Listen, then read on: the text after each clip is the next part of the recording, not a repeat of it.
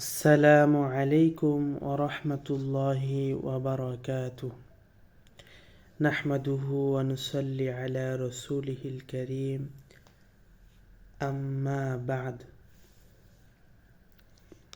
পবিত্র মাহে রমজান হচ্ছে রহমত, বরকত, মাগফিরাত ও নাজাতের মাস।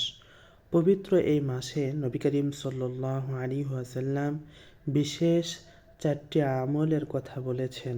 আমলগুলোর সঙ্গে কিছু দোয়া, জিকির, তাওবা ও ইস্তিগফার রয়েছে। নবী করিম সাল্লাল্লাহু আলাইহি ওয়াসাল্লাম রমজানকে স্বাগতম জানাতে গিয়ে উম্মতে মুসলিমার উদ্দেশ্যে এই আমলগুলো দিক নির্দেশনা দিয়েছেন। হযরত মুহাম্মদ সাল্লাল্লাহু আলাইহি ওয়াসাল্লামের দিক নির্দেশনা অনুযায়ী মুমিন মুসলিম বিশেষ 4টি আমল, জিকির ও দোয়া করার মাধ্যমে মাসটি ইবাদতে কাটাবে। রোজাদারের জন্য মাসটি ইবাদতের বসন্তকালে পরিণত হবে।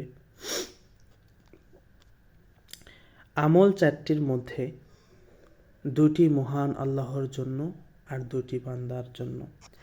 হাদিসে এসেছে, হযরত সালমান ফারসি রাদিয়াল্লাহু তাআলা আনহু বর্ণনা করেন, শাবান মাসের শেষ দিন রাসূল করিম সাল্লাল্লাহু আলাইহি ওয়াসাল্লাম আমাদের উদ্দেশ্যে এই মর্মে বক্তব্য দেন যে, হে লোক সকল, অবশ্যই তোমাদের সামনে মহান মাস, বরকতময় মাস উপস্থিত।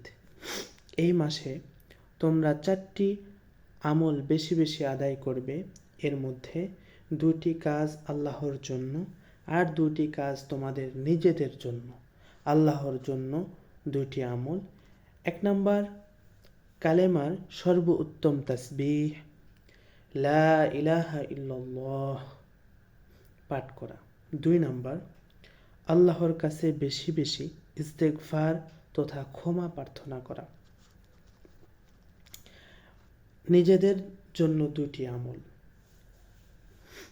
1 নাম্বার, আল্লাহর কাছে জান্নাত প্রার্থনা করা।